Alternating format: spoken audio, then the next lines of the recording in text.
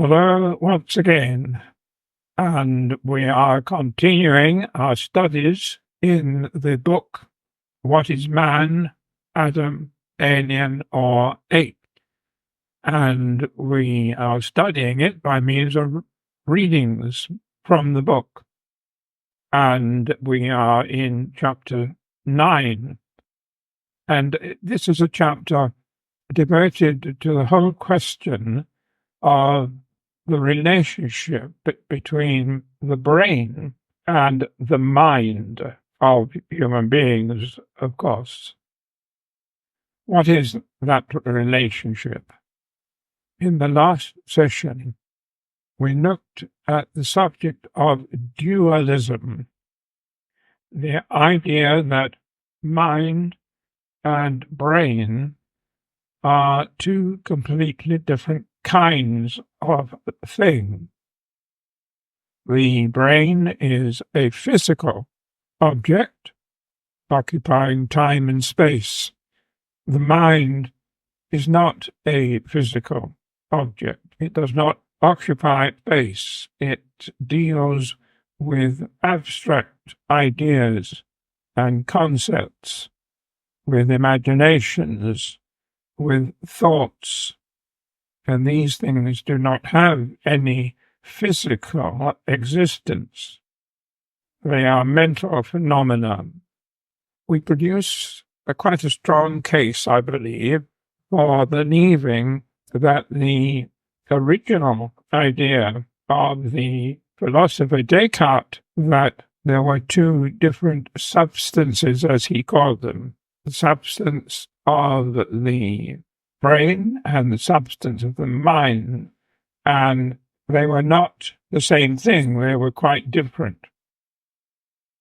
There is a relationship, of course, in that the physical brain provides a host for the metaphysical mind, but nevertheless, they are two quite different substances, two different kinds of thing. However, although there is a strong case for dualism, many people, especially neuroscientists and popular science writers, point out that there is no way in which the mind, as a non-material object or substance, could possibly influence the brain, because the mind, it has no physical attributes. It cannot interact, they say, with a physical organ like the brain, and that the mind must only be a kind of emanation proceeding from the physical activities in the brain, electrical currents and neurons firing and so on. But is it true that the mind cannot influence the brain? Well, the answer is no. And in this session, we're going to show in a number of examples the fact that the brain is influenced and affected by the abstract, non-material mind. Now, how that happens is quite a mystery, but the fact that it does happen is what we want to emphasize in this episode. So we turn now to the reading, and we pick it up where we left off last time. The closing words of the last episode were this: but in spite of these fairly obvious reasons for treating mind and matter as two different things or substances, vociferous objections are raised against substance dualism. I'll deal with the three strongest arguments here and show that they do not, in fact, work. Subheading: Libet's experiment. Consider first an experiment first conducted in 1983 by neurologist Benjamin Libet. He attached brainwave detector electrodes to the scalps of volunteer subjects and asked them to flex their fingers or wrists at a time of their own choosing. He also provided them with the means of recording the moment they became aware of the decision to flex. He found that brainwave activity associated with the act of flexing could be detected a third of a second or more before the subjects were conscious of their decision to initiate movement. The experiment has been verified in various laboratories, some using functional MRI scans instead of electrodes to detect brain activity. A delay is consistently found between the onset of brain activity and the subject's awareness that they have made the decision to activate movement. Opponents of dualism claim when subjects think they are making a conscious and free will decision of mind, they are actually just obeying instructions that originate earlier in their material brains. Mind, they argue, has no power of its own, but simply follows the dictates of neurons and electrical circuits in the brain. How else could the results be explained? Quite easily, as it happens. Libet himself thought that the pre-conscious brain activity he observed was simply preparatory to conscious action. That is, the subjects knew they were going to flex their fingers at a time of their own choosing, and it is this knowledge that is reflected in brain activity prior to the decision being made. When athletes run races, before the starting gun is fired, they are made ready by instructions to be on your marks or get set. Their decision to go isn't made until they hear the gun. If they go before that, they get disqualified. But their bodies are tense in anticipation several seconds before the gun fires, and they leave their starting blocks. Libet's and similar experiments provide no support for the idea that our conscious minds are slaves of our neurons. Subheading: How can mind interact with matter? The second objection raised against substance dualism is that no one can explain how a non-material mind, having no material properties, could influence the material, electrical, and chemical processes of the brain. However, just because we cannot explain something doesn't mean it can't happen. In fact, there is ample evidence that non-material mind can and does influence the brain, often profoundly. Mario Beauregard of the Neuroscience Research Center, University of Montreal, set out a comprehensive case for this contention in his 2012 book, Brainwaves.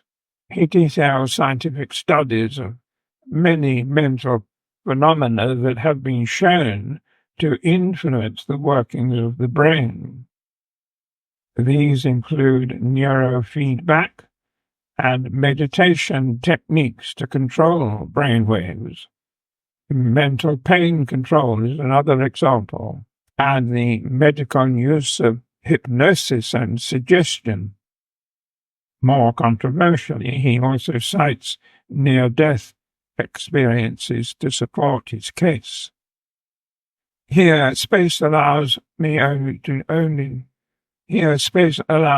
give just a few examples, though I deal with the subject in greater length in the previous book, Who Made God? Searching for a Theory of Everything. Subheading: How thinking can change the brain. You have probably heard of the placebo effect in medicine. Patients given an inactive substance but told that they are receiving a new drug developed to treat their illness usually show clinically significant improvements in their condition. As a consequence, all new drugs are now subject to double-blind trials in which neither the patient nor the prescribing doctor knows whether the drug is an active drug or an inactive placebo. Not infrequently, the placebo confers the same benefits as the experimental drug, which then, of course, is pronounced a failure. But the phenomenon is not limited to medicines. Baba Shiv, a professor of marketing at Stanford Business School, gave the same wine to a group of people, but the first time they received it, he told them it cost $45 a bottle, and the second time, $5. Unsurprisingly, the group declared that the more expensive wine, so-called, tasted better. However, he also used functional MRI brain scans, magnetic resonance imaging, MRI brain scans, to examine the pleasure centers of his subjects' brains, and found that these centers lit up more strongly when they thought they were drinking expensive wine. The volunteers' false belief really did affect their brain activity, not the other way around.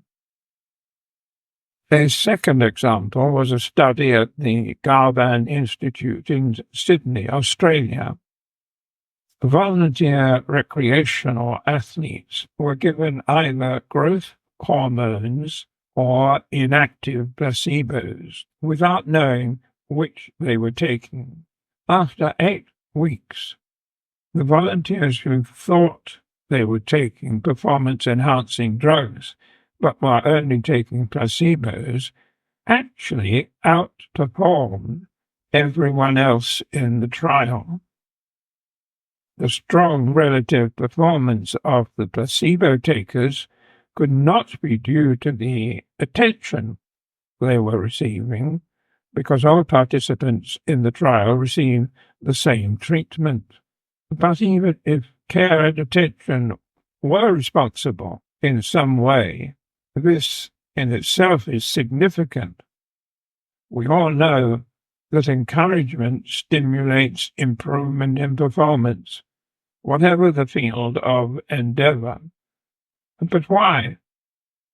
It can only be that the mind, motivated by non-physical encouragement, induces physical changes in the brain, that then result in greater effort being made. Either way, the trial shows that believing that you are receiving a performance-enhancing drug improves performance, even when the belief is false.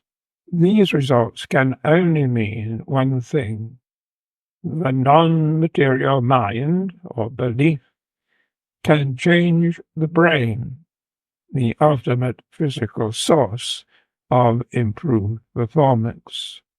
No one is really sure how or why the placebo and similar effects influence the brain, but there is undoubtedly an effect. They undoubtedly do influence the brain. Perhaps the most likely answer involves the exchange of information between the mind and the brain.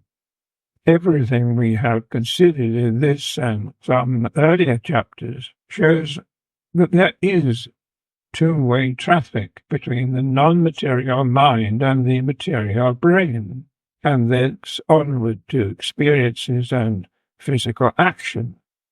The physical brain responds to the input of non-material information, both true and false, and stores that information in memory. The absorbed information must then become physically encoded in the brain, perhaps through epigenetic changes or in the brain's physical circuitry. But either way, we can envisage non-material information and the physical brain working together in harness to produce human experience and activity. Subheading: the role of information. Having introduced the concept of information, we are now ready to deal with the third objection to substance dualism. It is deceptively simple. If a human brain is damaged or destroyed, the mind associated with that brain is also damaged or destroyed. Doesn't this prove that the mind and brain are just different aspects of the same thing? It is true that in life, the mind shelters in the brain and cannot function without it. In the analogy, the occupant needs the shelter of the house, but this doesn't mean that the occupant is part of the furniture. A different analogy might help us here. I would just remind you that the analogy I'm speaking of was a make-believe picture story in which we likened the brain, the physical brain, to a house, and the mind, the non-physical mind, to the occupant of the house. And that is dealt with in full in earlier episodes, which are available still, of course, on this podcast. A different analogy, then, might help us here. If the book you are reading is burned to ashes, the information it contains vanishes with it. Before it is destroyed, the non-material information shelters in the material paper and ink of the physical book. But obviously the information is not made of paper and ink. It has an existence quite apart from the medium on which it is stored. If this were the only copy of the book in existence, the information would be irretrievably lost. In the same way, a mind would die with the associated brain. But suppose the author of the book perfectly memorized the text, then the information would continue to exist, even though the only physical medium containing it had been destroyed. If therefore every human mind is archived in the mind of God, every such mind survives the destruction of the brain in which it once resided. And this is the clear implication of the Bible's teaching on the survival of the soul, the resurrection of the dead, and the final judgment and everlasting life. These things all depend upon the concept that God has archived the mind, our minds, all our minds, in some such way that they can be reproduced in a resurrected body. So, can information exist without residing in a physical organ? Undoubtedly. And can information be encoded and utilized by physical organisms? Of course. There would be no such thing as life if that were not the case. Is mind, then, composed of information? Yes, in one sense, but it must also possess the ability to evaluate, manipulate, and use that information. And mind must also have further dimensions of a moral, rational, and transcendental nature, as we shall see in the final section of this book. Well, that brings chapter 9 to an end.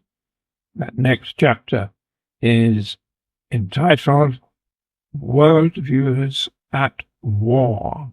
Worldviews at War.